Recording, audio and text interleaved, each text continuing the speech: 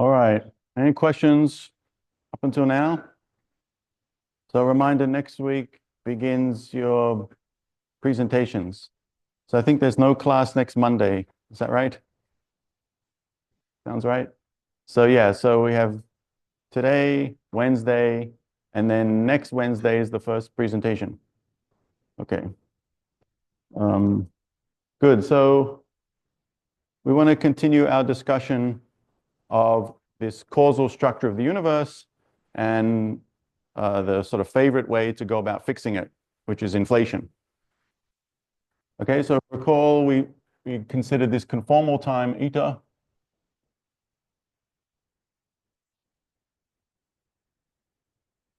And we got this picture that if this is today,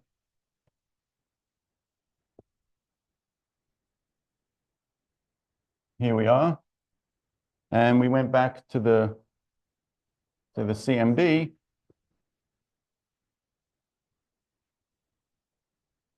This is X.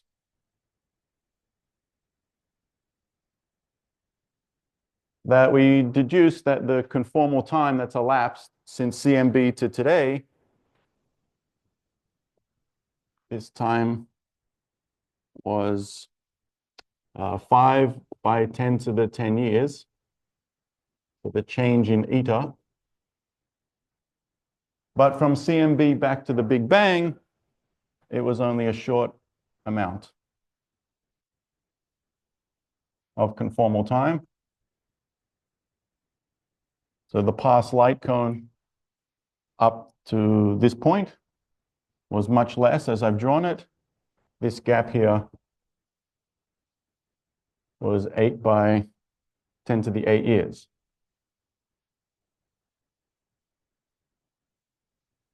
Okay, so we can think about how to fix this problem. If we would like these two pieces to come together. And since this is a problem about the early universe, this is also a problem about very high energies, high energy densities. We can imagine there was new physics that occurred back here. We haven't got the pieces quite right. We've gone all the way back to scale factor equal to 0, or formally we've gone back to when H ran off to infinity and energy density ran off to infinity at this singularity. So we can't be sure that we know that that is true back then. Okay, so let's look at, again, a picture of the scale factor, the energy density versus, say, time. Or you could put eta here, or scale factor. They're all increasing with one another.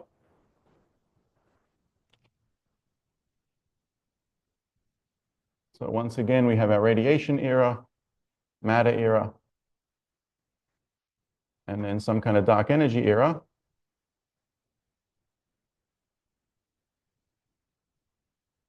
And this conclusion was predicated on assuming radiation all the way back to the Big Bang. So if you want to insert something new here, you need to insert something new here as to how rho changes with the scale factor.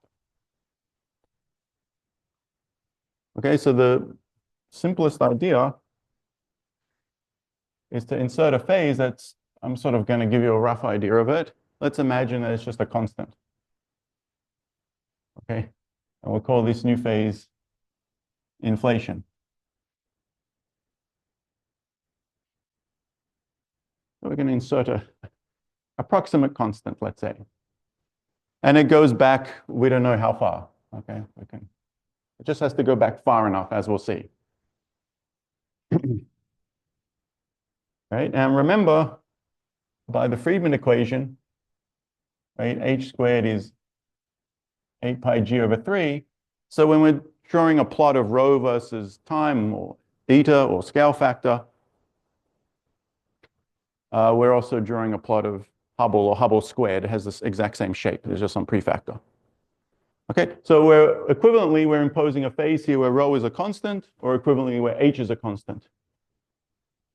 Okay, so that phase actually might remind you of this phase, where it's a constant. And so in this phase here, let's call it inflation phase. rho equals, say, I'll call it rho sub I, a constant, or H equals HI, a constant. And then how does scale factor depend on time in this phase? What would be A versus T if H is a constant? The power law or something else? Very analogous to this phase. It's just at a very different scale. Yeah. It's an exponential, right? So remember the Friedman equation, right? This constant then is just A dot over A. This implies that A is an exponential in this phase. Okay, and in 1 minute, we're going to figure out how that helps. I haven't explained that yet, but we're coming to that in 1 moment. Let me try to organize the prefactor here, constant of proportionality. I can write this, if I like, as A equals A sub R. That will be, say, the value of the scale factor when the radiation era begins. So this here, I could call it eta sub R when the radiation era begins for eta, or I can call it A sub R, the scale factor when it begins. Okay, that's just my notation. And then I put in this exponential. I guess I should write the letter T there. Okay, e to the HT, exponential in time. And so I'm going to write HI T minus TR. Okay, or the time at which the radiation era begins. Is that all right? So again, I just forced it such that it's true when T equals TR, A equals AR. Now, in this expression here, it's important to note that if this is TR, we're interested in going back to earlier times. Okay, so you want to think of the thing in the exponent as being negative, the way I've written it. Okay, so we're going back to when this thing is going to be exponentially tiny. Okay, so just to be clear, my convention, if this is A, this is AR, you can put TR wherever you want. So it's there, and then it just goes back. And we're going to be making hay with the idea that it was exponentially small at earlier times. That's going to help. And then beyond this, it's radiation. So it would be it would be root T afterwards, right, which is the scaling in the radiation era. Okay. So let's now compute eta directly. Okay, so in this inflation phase, we want to write eta. And remember, it's this integral dt over a of t. We can put dummy variables. Okay, this is our important relation between conformal time and scale factor. And now we just have to do a little bit of fiddling around to get our endpoints of integration correct. So I could write eta minus a eta r as my reference value. And that would be TR to T. Okay, depends how you want to write it. Or equivalently, I could write, I don't know, minus and flip the integration interval. It's up to you. This way of writing it sounds a little more natural because you're going from earlier times T to TR. So we're interested, to be clear, in T less than TR. Okay, so now I've ordered it in time. And I write it like this. Is that okay? So we just have to insert this into that integral.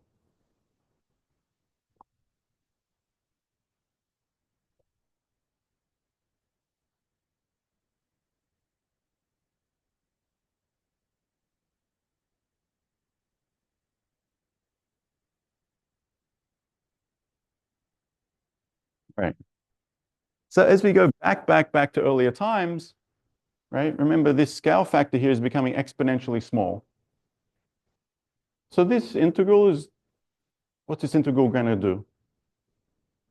What if I went all the way back to t? See, t now, since a is growing exponentially, there's not a finite time in the past t when the scale factor was 0. Right? Compared to radiation. Right? Radiation, A is proportional to root t. Okay, so there's a finite time in the past, which in this convention would be t is equal to 0, A is 0. If you have an exponential, it never quite hits that, right? You can keep going back. So as you go back all the way to when A goes towards 0, you have to keep going back to earlier and earlier t. And then your denominator here is running exponentially close to 0. So this integral is going to diverge, right? Remember when we had radiation, our integral, we had a dt over root t. And this is a convergent integral, even if you go back to 0, right? Even though the integrand grows, this is an integrable singularity. And that's why we only got a little bit, a finite amount here. So as written, you can see that if we were to go back all the way back to A goes to 0, we're going to get an infinity here. This is a real divergence. So this is a good thing for us. We like this kind of divergence. Let's just write out this elementary integral.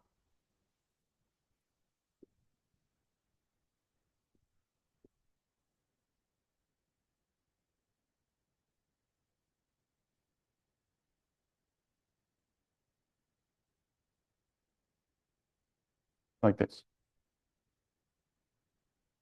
Okay, this is minus eta plus eta r.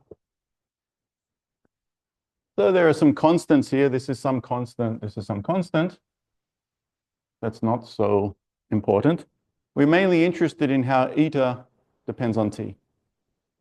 And again, remember, we're in the regime t is less than tr. So I could, might as well, you want to remember, this thing is positive. Okay, that's exponentially big because we went 1 over a. Is that all right? So eta is some, I don't know, some constant. And then there's this correction, minus 1 over AR HI. Maybe I can write this as EIHI, absolute value, T minus TR. Just to remind you that it's a positive exponent. Okay. So eta in this convention is then, if we go back to early times, is exponentially big and negative. Okay.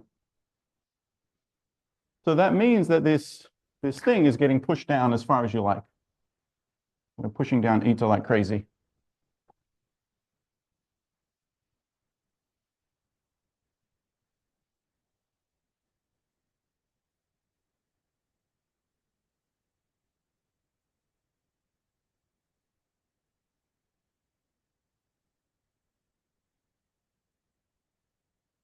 Okay.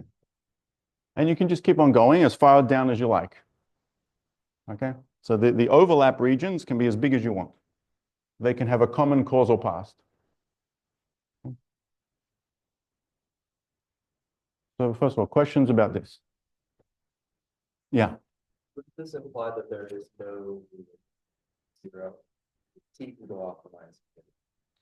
According to the, yeah, it's a good question. According to these formulas, they don't tell us, they don't raise their hands and say there is a massive problem at this particular T. There's no formal singularity anymore. Okay. Nevertheless, we may not trust all of this to arbitrarily early times. So one might imagine that this did start at some point. We don't know. The equations aren't telling us that there's an obvious problem. There's a related, though there is the equations are suggesting there could be a sufficiently early problem, which is that since A is getting arbitrarily small, you could worry about if I took some physical, say, mode that has some wavelength, right, and it stretches with the universe. So back in time, it would be a very, very tiny mode. And A is still getting very close to 0, in fact, exponentially close to 0. So maybe there's a point at which you say, if my modes have a wavelength that is so tiny, I may think I should stop this analysis at that point, not trust it. For example, if the wavelengths get down to like the Planck length, you may give you a clue that quantum mechanically, this is not quite the right picture. But we don't know how far. You can maybe push it back pretty far, but there's no like absolute point at which you have to stop this analysis. That would require some potentially guessing about quantum gravity. Does that answer it? Yeah.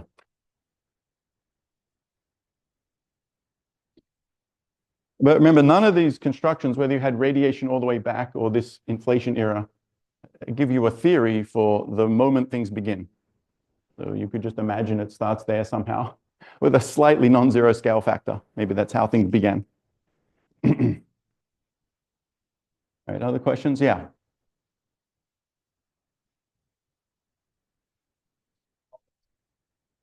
Oh, that's a really good question. So we're going to talk about that. So we're going to model this by a dynamical field. And that dynamical field has the potential to not live forever. That's right. Yeah, that's a good question. Yeah, so this thing cannot be exactly vacuum energy like this stuff. Well, which might be this stuff. That's right. If this were pure vacuum energy, my green line here should just go, that would be very bad. It would be vacuum energy. There would be a huge amount of vacuum energy today. That's right. So this has to be a transient phase. Okay, let's stare at the integral maybe just one more time. Right? I can also write this down in terms of the scale factor integral. Okay, so, or if you like viewing it from this point of view,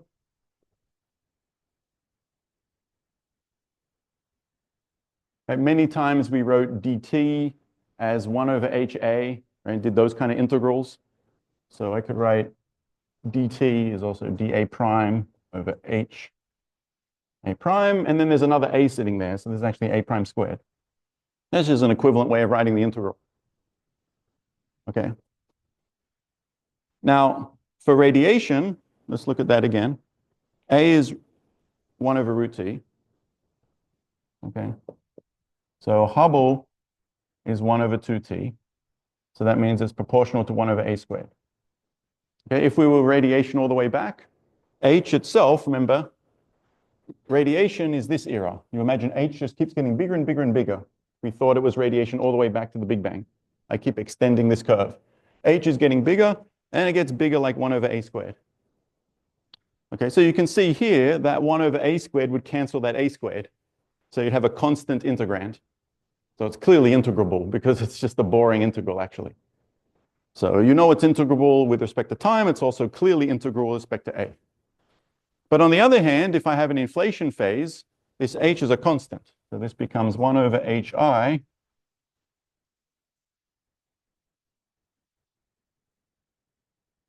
Okay, so again, from this point of view, now that pulling that H out as a constant, you can see now you've left yourself with a divergent integral, integrating 1 over A prime squared as A goes to 0. Okay. So to get a divergent integral, you either want H to be a constant, which is the limit I'm working in, or H approximately constant, let's say. If it's approximately constant, you'll still have a divergent integral, though it won't be quite as simple as that. Is that all right?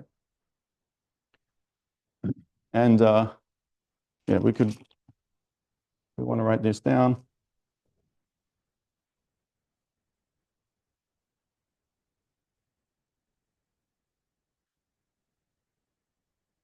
Okay. So, all right, so further questions about this picture? All right. So let's go back to our numbers here for a minute.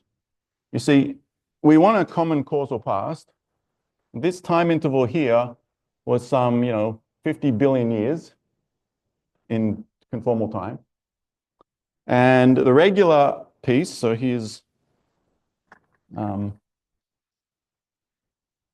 here is eta radiation. That's what I'm calling it. Okay, and then this is inflation. And this bit gives us not much, right? 8 times 10 to the 8 years. So not much. Okay, that doesn't help much.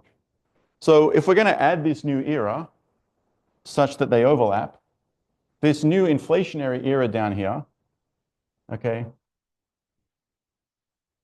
has to last at least about this number. Right? I need to basically add that time interval on back down there at least. And then we can have overlap. Is that clear? So it might, from the point of view of conformal time, sounds a little odd, right? I'm just slapping on an additional 50 billion years at early times, okay? But this is conformal time. Very important to note that we're stitching onto the early universe and at minimum, an extra 50 billion years of conformal time in order for these to overlap. Is that clear that you need that? But these equations are going to tell us that slapping on an extra 50 billion years or whatever of conformal time is almost nothing in terms of regular time. Okay, this will be very easy to achieve. Okay, so let's look at this piece here. Basically, we need this additional piece to give us another, say, 50 billion years of conformal time. Is that clear?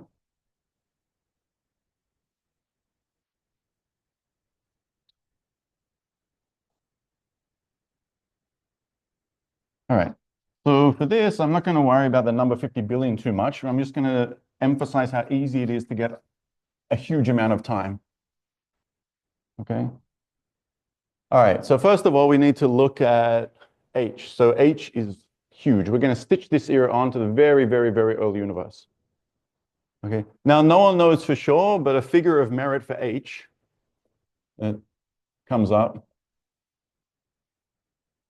maybe something like for H during this constant period HI is maybe like 10 to the 35 inverse seconds. Okay.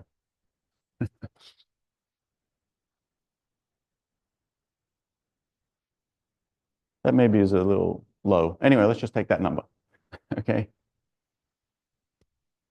If you want a comparison, the Planck time, well, let's say 1 over the Planck time, that has units of Hubble. This is like 10 to the 43 inverse seconds.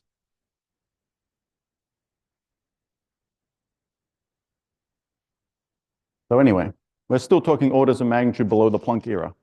So we're not being too crazy. All right, but if you imagine that H is huge, way back in the early universe,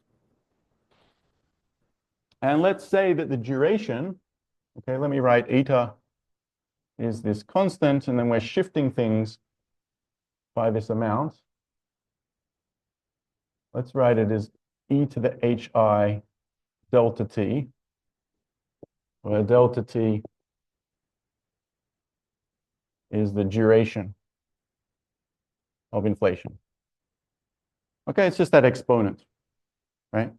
So we're picking up this extra factor. So let's suppose, I'm just going to make it up. Suppose the duration of this era of inflation is like 10 to the minus 33 seconds. That's not much, okay? So what do you pick up? You pick up a factor of e to the 100. You see? If h is like 10 to the 35 and you have a time interval 10 to the minus 33, you get e to the 100, for example. Well, let's do e to the minus 32. Let's just be extra safe, okay? Let's do 10 minus 32. Then eta is some constant, some number that I'm not even going to bother writing down. And then e to the 1,000. Okay, you see how easy it is to get a gigantic amount of additional early eta. Okay, even if the phase only lasted 10 to the minus 32 seconds. You would get some e to the 1,000 of conformal time times some prefactor that has units of time. I'm not even going to bother putting in the numbers. It's silly at this point when you have e to the 1,000s floating around. Okay? Any questions about that? So we're not stitching on much. Okay? So for example, when we say the universe age today is 13.8 billion years, and we say, yeah, but there could have been this additional phase here that lasted way back. No one cares about adding that on. Because what are you adding another 10 to the minus 32 seconds to 13.8 billion? So it doesn't do anything in terms of talking about the current age of our universe. Okay? Unless it literally went on forever into the past, that would conceptually be a big deal. Okay? But if it happens for a finite amount of time, no one cares about adding a fraction of a second to 13.8 billion years. Okay? But for us, it matters a lot. Okay? Is that all right? So it could be, and we don't know the interval here, but let's say 10 to the minus 32 seconds, perhaps. No one really knows. Okay. But there's a minimum duration, right? You could figure out the minimum. It needs to be such that this number here does come out to be at least 50 billion years. So there is a minimum. Maybe it's e to the 80 or something. I don't know. So questions about that? All right. So let's talk a bit more.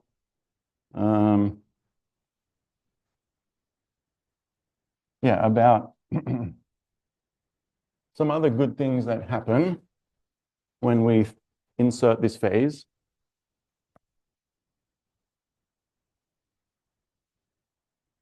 So let's say you go back to the Friedmann equation.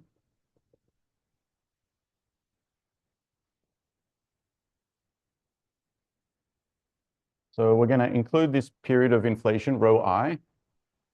Imagine you start the universe back here. Okay, I don't know, put it there. Let's say the universe begins here. I call that the effective Big Bang. Now, there's all this stuff that might appear in the universe. Okay, there should be this stuff that we're adding that we're going to talk about. It's the contents of this stuff in a minute. But whatever it is, there's some material that has a constant rho I. But at the Big Bang, there might have been a bunch of other stuff as well. Maybe there was regular particles and photons and God knows what else was there. And so let's include that in our formula here. So rho matter over A cubed, rho radiation, A4. All right. And the very first couple of lectures, we also talked about curvature. Let me include that. Minus K over A squared. This was curvature. Okay, so this is the inflationary stuff, matter, radiation. Okay, so it's important to emphasize. Now, okay, yeah. So we start here, and from this point of view, when you start there, you don't necessarily think, from the point of view of this universe that's created, it doesn't necessarily think to itself, I have a very small a. You could just set convention where a is equal to 1 at this point, and today we have a very big a. Does that make sense? So we don't have to think in terms of small a versus big A. What you could imagine is that at the Big Bang, there are all these substances around, and maybe they're all comparable, let's say. I don't know. No one knows. But let's say, for argument's sake, they were comparable near the Big Bang, just as an example. Now, if we enter this phase here, right? Well, okay, let's even say the following. If the universe is expanding, you can see which one of these terms is going to dominate. Okay? All the universe has to do is expand, and then this one's falling off, that one's falling off, that one's falling off, all relative to this one. And once that one dominates, it not only does the scale factor expand, but it expands exponentially when this one dominates. So then the other terms are then completely killed. They become exponentially suppressed relative to this one. And maybe we only have to wait, who knows, some fraction of a second. Does that make sense? Okay, so yeah, so over time,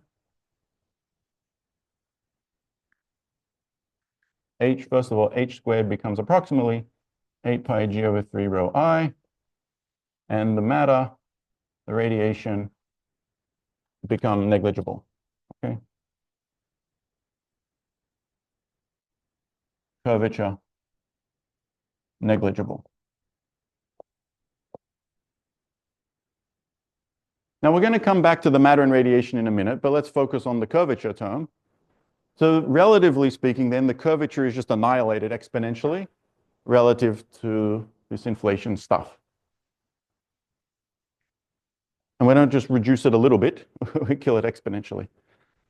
So this is compatible with the fact that today, as we said in the first couple of lectures, that the curvature of our universe is very tiny. Okay? If there's curvature today, there's less than like 0.1% of the universe based on observations. So as far as we know, this term is essentially zero. But this provides a mechanism to drive it towards zero exponentially quickly. Is that okay? Of course, we'll come to that in a minute. Yeah, but are people happy with this? So we kill this term. This is one of the original motivations for inflation. And however, we kill all the other stuff as well. So we have to, see, curvature is just a property of a FRW universe. If it's zero or if it's e to the minus 1,000 or essentially zero, oh, that's its life. It's stuck there forever. Matter and radiation will also they'll be even tinier, right? If this is e to the minus whatever, if that's, if there's an e to the 1,000, this one's e to the minus 2,000, e to the minus 3,000, e to the minus 4,000. They're all zero, okay? And this is the only one we have.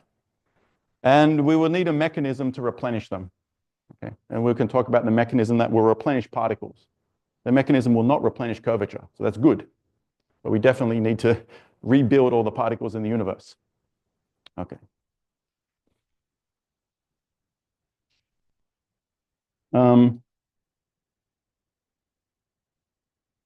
Okay, so maybe we should talk about what this substance is. Okay.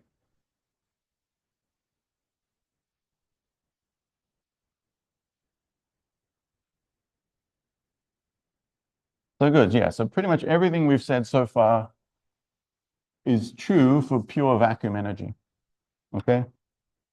So if our universe today is vacuum energy, that would be the future too. The future too, the matter, the photons are all becoming negligible relative to the dark energy.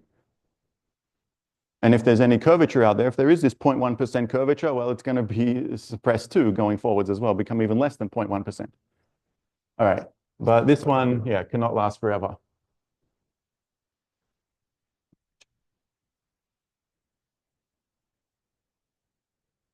Yeah. Oh, Yeah, it's the most convenient. So this mechanism, let's say, is extremely effective when this phase is essentially exponential. We can add in a very tiny amount of time and solve all these problems. And that's strictly true if h or rho is a constant. Okay. Now, if rho is changing with time sufficiently slowly, okay, so you can go back to like these integrals, like dA prime over a prime squared h of a prime, and so on. And h doesn't have to be exactly constant. In fact, the model that we're going to discuss in a minute, h won't be exactly a constant anyway. But you see, you want it to be almost a constant for this thing to somehow diverge as it goes towards zero. So for example, if h went like 1 over a, which is a slower fall off than matter and radiation, it would not work. Okay. Well, actually, that'll be a log. That'll be at the edge, but something like that. Okay. And yeah, it's like, okay, well, actually, maybe we can also think about it as dt over a of t prime. So rho is a constant means a is an exponential. We get this nice property. If, for example, we had things going as a power law, right? So if this was instead dt prime t prime to some power p, right? We could get a divergence if p is bigger than 1, okay? Which is different than matter, which is 2/3 radiation. Okay. So you get a power law, and strictly speaking, you could do this, you could solve this causal problem as well. But a power law also, let's say it was p was, I don't know, 1.1 or something, okay? You would have a divergence. But if you then put in the numbers, the period that you're going to have to attach is going to itself be very, very long to get back to this 50 billion years. You see? Because you're not, this is not diverging very quickly. So you might have to whack on another, I don't know, million years or something. Maybe that stretches credulity. I don't know. But there's not really a proof that these things has to be that close to an exponential. So we'll see many nice things happen if you do that. Okay. Yeah, and furthermore, the proof is in the pudding whether you have a mechanism to do any of these things. So this thing we will have a mechanism to do roughly this rho equals constant. Okay, so let's call the substance is some scalar field. Well, and 99% of models for inflation, it's a scalar field. I'll call it phi. Okay, so a scalar field is like, well, it's a field defined throughout space. You could imagine the electric or magnetic fields. This is even simpler. It's not even a vector. It's just a number defined throughout space. And it's a Lorentz scalar. So you can think of it as an elementary scalar. Yeah, the Higgs is an elementary scalar. This is probably not the Higgs, but it's some other scalar that might be out there in nature. Is that all right? It very likely has a big mass. So the odds are the reason we haven't seen this thing in the lab is precisely because it's very heavy and it's very difficult to produce this thing in the lab. Okay, so yeah, so there may be many other particles out there that are very heavy. This is why it's not so crazy, right? We're only good at searching up to like a few TeV and beyond that. So most models of inflation, this thing is even much heavier than a TeV, to explain why we haven't seen it. But it can do some interesting stuff in the early universe. It can drive this phase. Okay. And well, I don't know, you could call it the inflaton, if you want a name. The quanta of this, you could say, are particles called inflatons. I can write down an action for this thing. All right, S sub phi, to remind you, it's just the action for phi. d4x, the square root of the determinant of the metric, 1/2 inverse metric d nu phi minus a potential function v of phi. Okay, so this is just the kinetic term. And there's a potential. Okay, so our action just looks like kinetic minus potential, as is usual. Okay, and yeah, the fact that I did all these contractions with indices and so on are just necessary things to do to be compatible with relativity. Okay, so there's some scalar field, and it has a considered a standard kinetic term. I'm not actually doing anything fancy here. If you're not familiar with it, it may look a little fancy, but it's actually from the point of view of a scalar, this is the simplest kinetic term that exists. And all of our fun resides in our choice for the potential. Okay. Now, phi is a Lorentz scalar.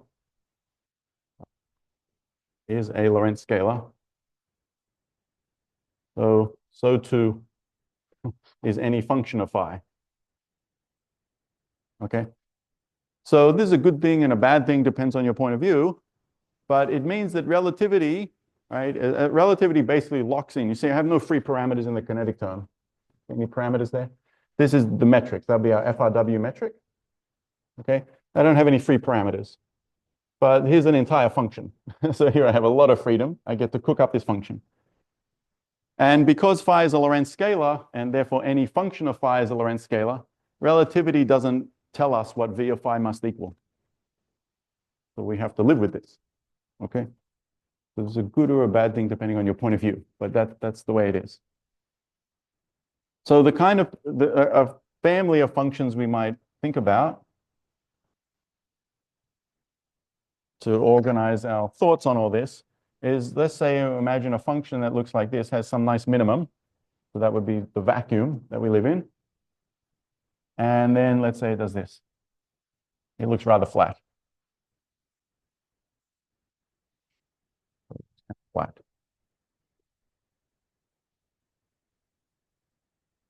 So let's just say that is the way it looks. So the field has to start off at this early moment in the history of the universe, somewhere in its potential. Well, let's imagine it happens to start here. Okay. So if it happens to start here, first of all, if this thing were 100% flat, this would be more or less the same as me handing you a cosmological constant. I'd be handing you vacuum energy. Does that make sense? This V, we talked about it a bit for the Higgs. If this were the Higgs, we draw this potential function for the Higgs, V of phi. So if you just sit somewhere, if the field's sitting there, its kinetic term is 0 if it's frozen. So if it's perfectly flat, a ball rolling this potential could just sit there if it was 100% flat. That's a little too much. We have to revise that soon. But if it was 100% flat, the phi could sit there. That's gone. And all its energy is potential. So this would act like a constant amount of energy. Does that make sense? Right? Energy versus time is constant, even as the universe expands, because phi is just sitting there. That's the same as a cosmological constant or vacuum energy. Right? So this thing should be almost flat, okay, is what we'll actually need, where it has a slight little slope to it. Let's just draw it like this maybe, where it has a little bit of a rise. Okay, and so in that kind of potential, if phi is sitting here, it's mainly dominated by potential, right? Sort of slowly rolling down the hill. So it's almost all potential, which will be almost all approximately vacuum energy. But it rolls and rolls and rolls. And as long as it does this for at least 10 to the minus 32 seconds, it rolls from there to there. And then down here will not look at all like vacuum energy. It can have a lot of kinetic energy and so on, which is totally different. Okay. So from, let's say, I don't know, here to here or so, or at least, you could imagine some inflation phase. So it's literally just a ball rolling down a hill. Well, it's not literally that. It's similar to a ball rolling down a hill. I use the word literally like many people use the word literally right then. Okay. Yes. Does it matter what kind of for example, diverge? Would that matter? Or does it just have to have something? Yeah, it should have some slope to it. That's right. This will not work if it's super steep. Yeah, then it will roll too quickly and it will not look at all like approximately constant. So it should be flat in a suitable sense. And if we had more time in the course, we could write down exactly the conditions on V. So the V prime should be small in some suitably defined sense for this to all work. That's just V itself down. Oh, does V have to be bounded?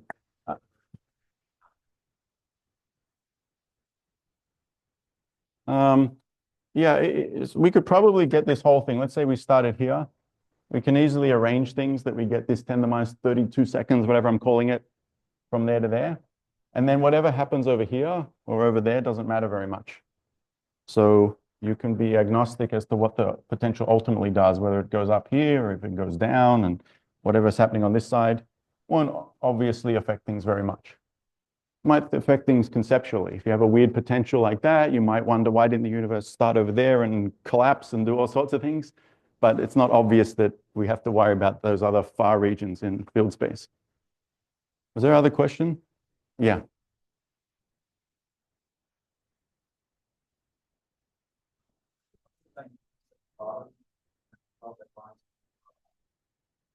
Ah. Oh. Yeah, okay, good. So maybe we can write down the equation of motion. So the short answer to your question is that we're in an expanding universe. There's going to be a notion of Hubble friction. And if it oscillates like here, it'll actually have damped oscillations and it'll try to run towards zero. So yeah, we could put the equations on the board.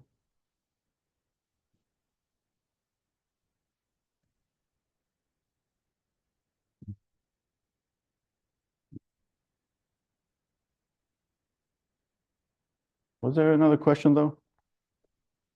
That's it. Okay, so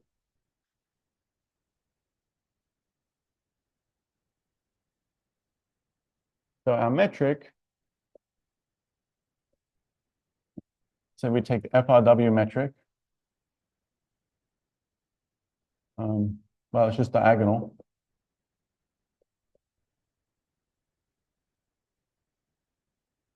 It's okay if I write it like that, right? dt squared minus a squared, dx squared, so on and so forth. So you plug that into here.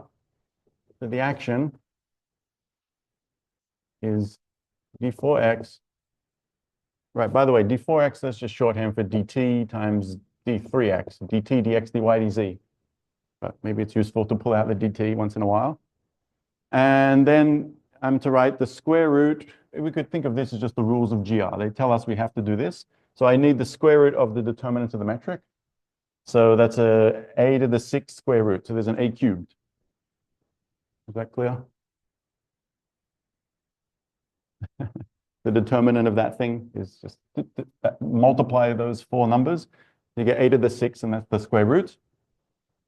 Okay, and then in the brackets there, because g is diagonal, its inverse is diagonal. The inverse is just flip those numbers. So I get a 1/2. The g00 is 1 times phi dot squared. Is that clear? 0, 0, 0, 0. D0 means dt. And then for the spatial parts, I get the inverse of that thing. So I get a 1 over a squared times the derivative with respect to space of d phi times another derivative with respect to space. So like dx phi squared. So you write out all those, and that's the gradient. And then there's the potential.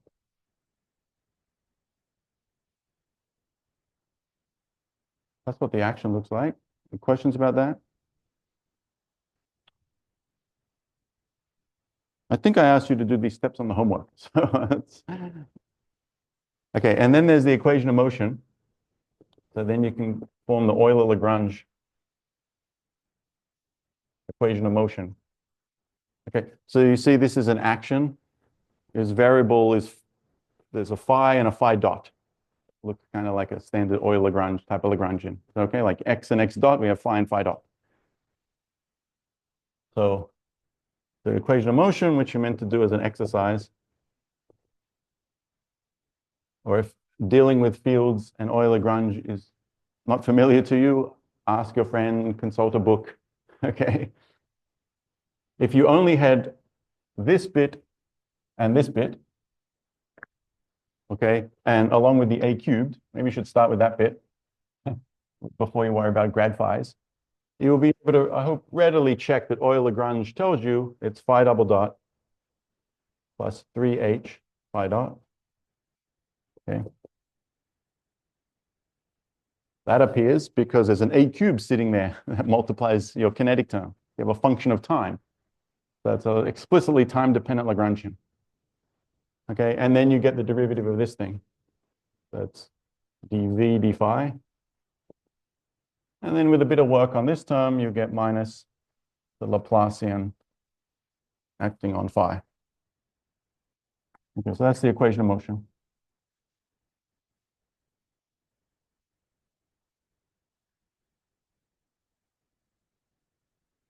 Okay, if you've seen, I don't know, the Klein, those of you who've seen the Klein-Gordon equation before, it should look similar. There's, well, these two pieces look like pieces of a wave equation. 2 time derivatives minus 2 spatial derivatives. So it looks like that of a wave equation. There's this term. So this is a term we could call Hubble friction.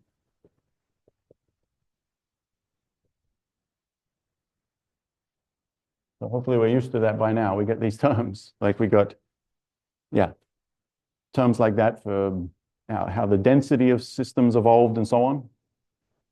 And then, well, there's a derivative coming from the potential. You can think of a potential force. Okay, so yeah, if we took this thing here, right? If you give me the bottom of this potential over here, right, and you let it go, you just oscillate around the bottom. I think I asked you to do this particular exercise on the homework. It will oscillate and have damped oscillations, precisely because there's a damping term here. Is that okay? Like a ball subject to friction.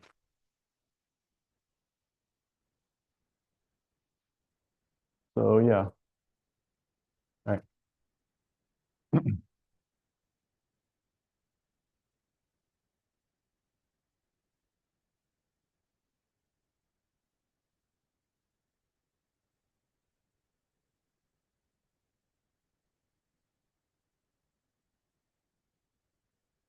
Right, so yeah, friction. So first of all, let's think about the fact that there can be spatial structure in this field. Okay, we're just starting this thing at the effectively the Big Bang. Okay, so imagine here's phi, and let's say we're roughly up the potential typically. So maybe I'll draw, maybe this is phi versus position, who knows? We just start like that. Okay. So first of all, you can see if we're in a phase where things are growing exponentially, or at least growing at all, right? This term tries to get wiped out, a term associated with gradients. And if we're growing at an exponential rate, yet again, this term is disappearing exponentially quickly. Okay, or relatedly, yeah, so 1 over a grad phi is just going to 0 exponentially.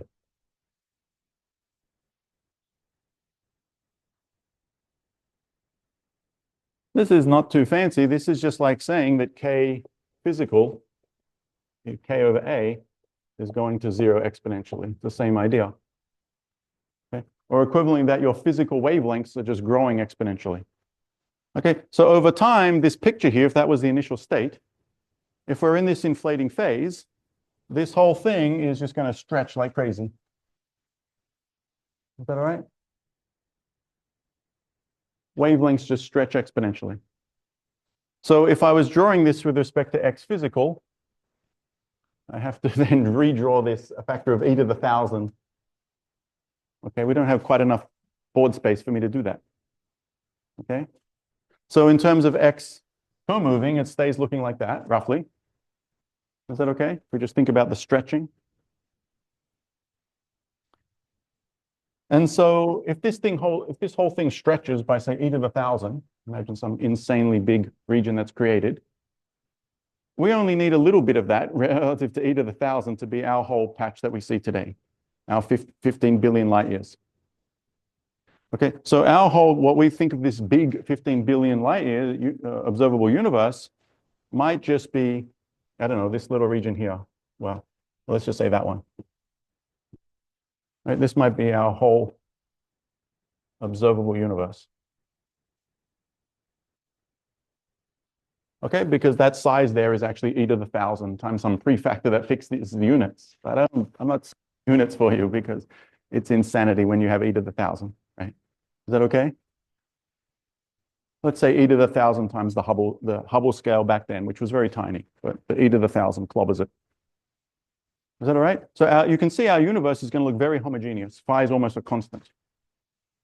And we can focus on phi because if this thing dominates the energy budget of the universe because the other stuff got wiped out, well, if phi is homogeneous, the whole thing's homogeneous. Is that all right?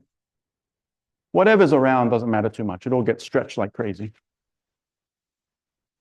Okay, so then you achieve a very homogeneous universe.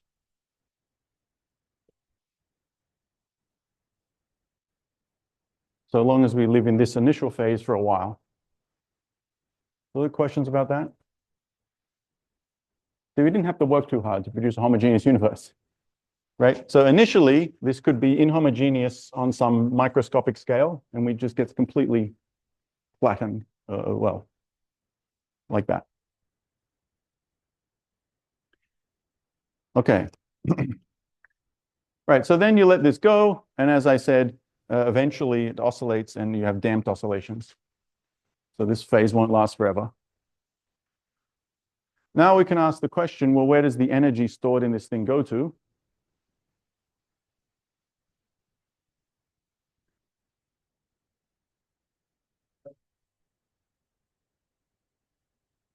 Yeah, okay, so if we want to think in terms of particles, so here the picture I gave was kind of, we can picture this in terms of classical fields, okay? So and from the particle point of view, this is a little bit awkward to describe, but it's like we have a state where phi is living up there approximately, maybe with some wiggles, yeah, but it's more or less there. So it's kind of like a condensate of many, many phis stacked on top of one another that have this large field value. Yeah. So we cannot view it as a gas of, we certainly cannot view it as a gas of classical particles. If they're a gas of classical particles, they almost certainly have to dilute as the universe expands as 1 over volume, 1 over a cubed. So we cannot quite be in that we cannot be in that phase. Yeah, so we're in a different phase of a kind of a condensate phase, if you like. Is that all right? Yeah, I didn't even say too much why I picked this scalar. So one thing is that, so this is like from the particle point of view, there's a spin zero boson. And yeah, it almost certainly has to be a boson for this reason that we have this kind of, we've stacked. Okay, so think about this region here. Let's look at that again. So we zoom out on this region because it grew by e to the 1,000. Okay, so now we just have phi versus x in that little window is just something boring like that. Okay, that will eventually become our universe. And so having a more or less constant field value is related to it's like having a bazillion particles with huge wavelengths stacked on top of each other, right? They have a giant wavelength. Okay, because the wavelength grew by e to the 1,000. So if these were fermions, you could have one particle here that has almost no energy, or two particles if it has spin, I guess. It's not much. So you need a gigantic number of them. And this is the initial energy of the universe, energy density, which is huge. So there's some exponentially large number of particles that are stacked on top of each other into this state. And the funny thing is the dynamics of space-time allows this to occur because the universe grew exponentially. So it's in a way, the expansion of the universe is kind of generating a bazillion of these particles. Yeah, there's no conserved particle number in this theory.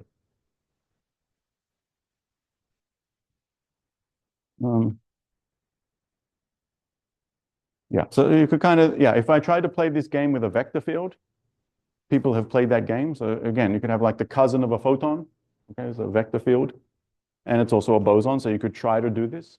And then there are technical reasons why it tends to not work very well. But one thing you could think of is if you try to play the game with a vector field, like some cousin of the electric and magnetic field, right? That means you could imagine that. That's like this constant thing here is like having a big electric field that fills the room. Okay, which is kind of a condensate of photons, sort of loosely speaking. But the problem with that is that electric field has to pick a direction. So if you have a vector, it has to pick a direction. So you break isotropy. And then people have played games to try to fix that with like 10,000 vectors that all point in different directions, and it somehow averages out. It gets a bit ugly. The scalar does it the cleanest by far. Okay, because the scalar doesn't pick a direction. It's just a number at each point in space. So at every point in space, it has the same number. Okay. So it's homogeneous, and relatedly, it's isotropic as well. Okay. So in terms of how okay, so I explained that we slowly roll here for a while. We're basically vacuum energy. The universe is growing exponentially, and then we slosh around and it decays because of this damped oscillations.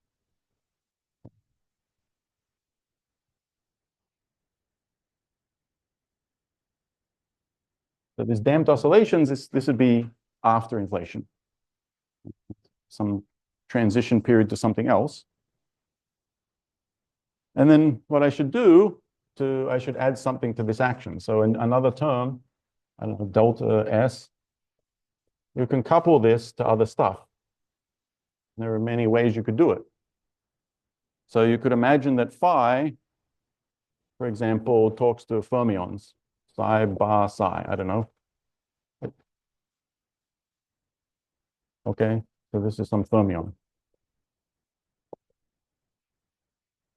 This is just an example. If that looks a bit scary to you, don't worry. You don't need to be experts on this, but this is Koda-Yukawa coupling.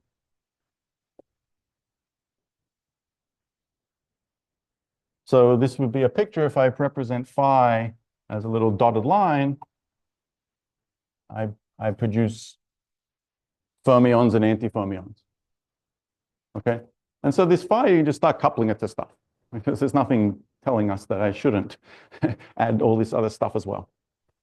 Okay, so once you have this, it means that phi is just allowed to decays into other stuff. Okay. And the decay of fields and standard decay processes are actually closely related to the underlying field oscillating. Okay.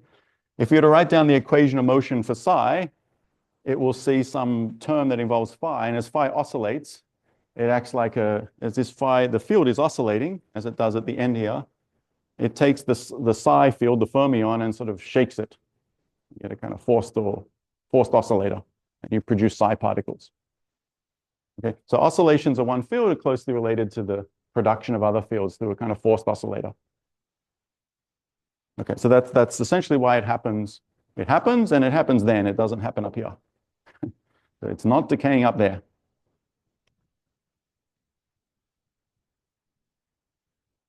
Okay, so you see some of these parts didn't have to fit together, right? We could have got a scenario where we tried to get this and then it just lived forever and we were like, oh crap.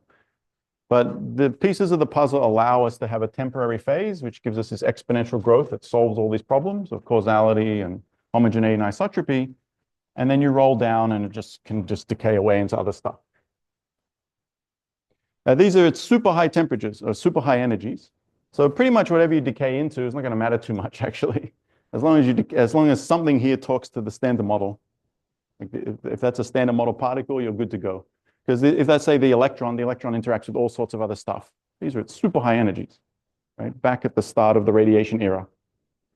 So ultra high energy fermions are going to scatter off other fermions like crazy and produce all sorts of particles. Your system's going to thermalize almost inevitably. Does that make sense? Yeah, so this is going to scatter like crazy. Okay, so finally then okay, how do we start this whole discussion? We started this whole discussion by worrying about, for example, the fact that the temperature of the CMB is the same in every direction. Okay, so you have this phi. We've described that it gets driven to be incredibly homogeneous. Okay, and this homogeneous thing is just slowly rolling down here. So we can draw a picture of phi versus time.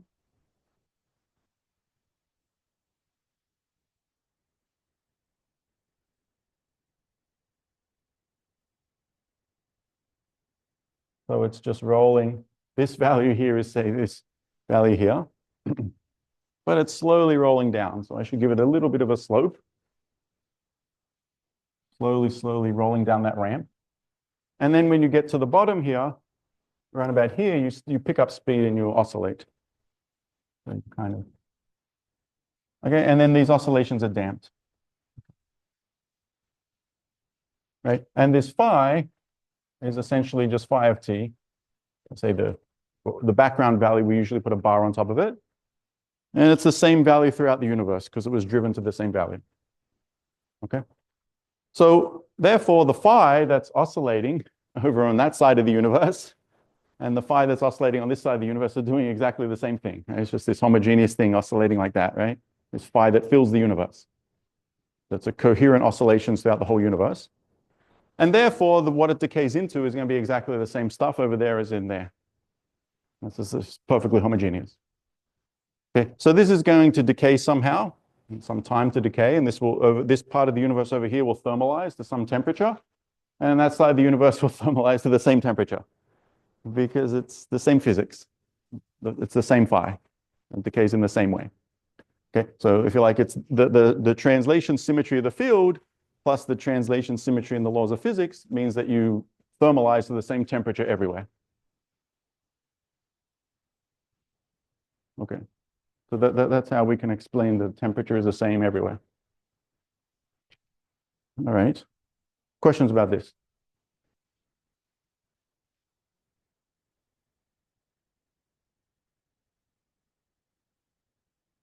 Yes, there are. Depending on how much time we have on Wednesday. Doesn't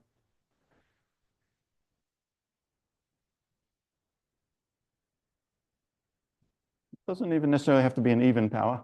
I even drew it asymmetric. Why do you say even?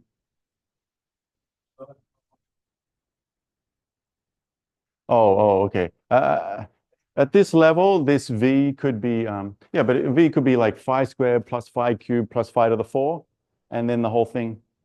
Yeah. But at this level, this V is a function. We don't know that it's even a polynomial. Okay. So yeah, we may have a preference for a polynomial, but we're not even sure that it should be a polynomial. Right. Okay. So there is something we know about the shape of this thing. Okay, so the height of this thing here, let's talk about that for a minute. During the inflation phase where I drew it as almost flat, what can we say about that?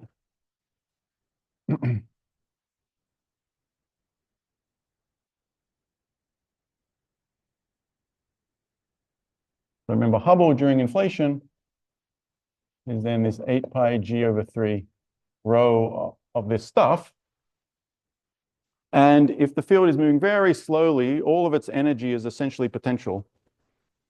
So this is pretty much 8 pi g over 3, the value of V. Okay. So that height is setting the Hubble rate during inflation. This is h squared. Okay. So that sets the Hubble rate, the height of the potential. And then how steep it is, I drew it very flat. But again, I do not want it to be 100% flat, perfectly flat. It will just sit there forever. It has to have a little bit of a tilt so it can roll. And that little tilt has an effect in that it determines the fluctuations in this thing. Okay, so what we have to spend our time on Wednesday doing is thinking about the fact that this theory is so awesome, but it's overshot. It's worked too well, right? Because we've just built a universe that's homogeneous, essentially perfectly homogeneous, right? The fluctuations are e to the minus 1,000 or whatever crazy number you want to cook up, right? We've driven the universe to be homogeneous. We did an exponentially good job of that, okay? But our universe today on large scales has fluctuations that are not e to the minus 1,000. They're like 10 to the minus 4, as we've discussed. So that in this picture comes about by worrying about quantum fluctuations in the field phi. Okay, and the way that the quantum fluctuations in the field phi translate into density perturbations turns out to be related also to the derivative of the potential. And hopefully there'll be time to derive that formula on Wednesday. So it'll turn out there's basically very little we know about the potential, but we know something pretty clean about something that involves its height, V, and its derivative. We know something about these things, but we don't know a whole lot. So we have a few minutes to maybe start that little exercise. Okay.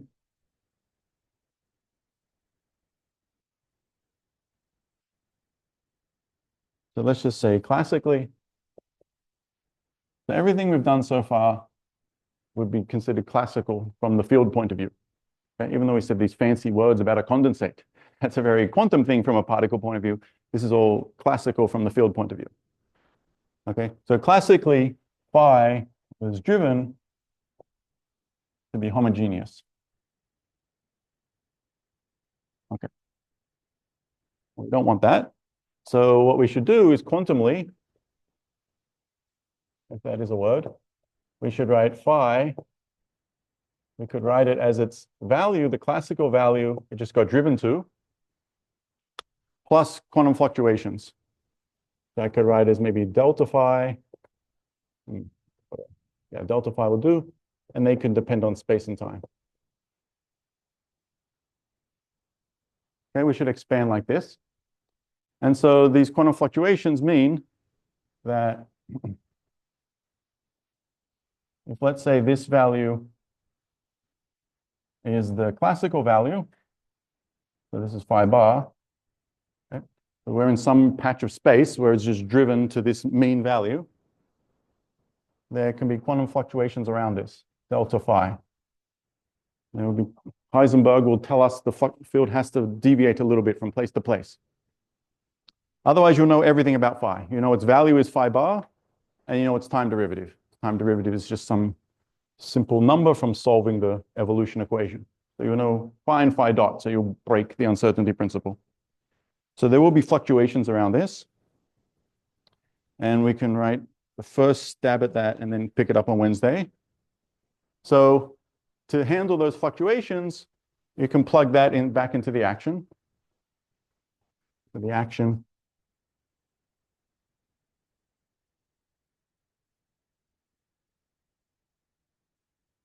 okay, phi bar dot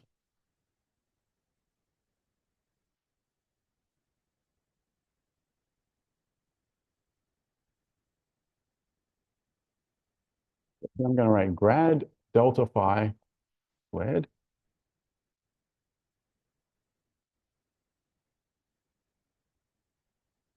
Okay. So I just plugged it in. In the gradient term, I didn't bother writing the background value because it's a function of time. So grad of phi bar is 0. So I just wrote delta phi. So I should expand this out. And let's imagine the fluctuations are small. So I want to, let's say I only expand it out to quadratic order. Delta phi is small. Okay. So first of all, I should write a half phi bar dot squared and minus v of phi bar. Okay.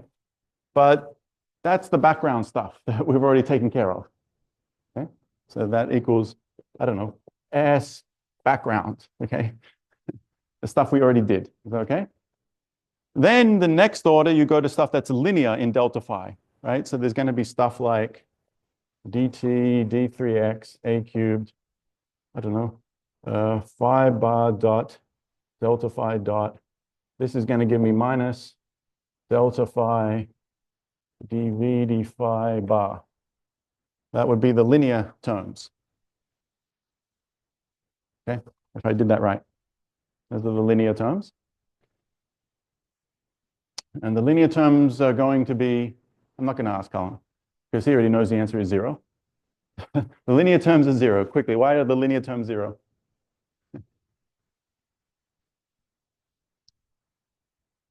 We don't have time. We're expanding around a solution. Euler-Lagrange is the value pick is the value where the first perturbation is 0. That's how Euler-Lagrange works. So rest assured, when you expand around a solution, the first perturbation vanishes. Okay, so the way you can check that here is you can do an integration by parts. And then phi double dot is dv d phi. That's Newton's law. So that is killed on the background. And so then the bit that we care about is quadratic. So it's just 1/2 delta phi dot squared.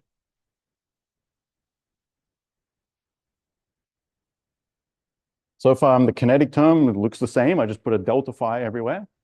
And then the potential, I should expand that, I guess. It's like 1/2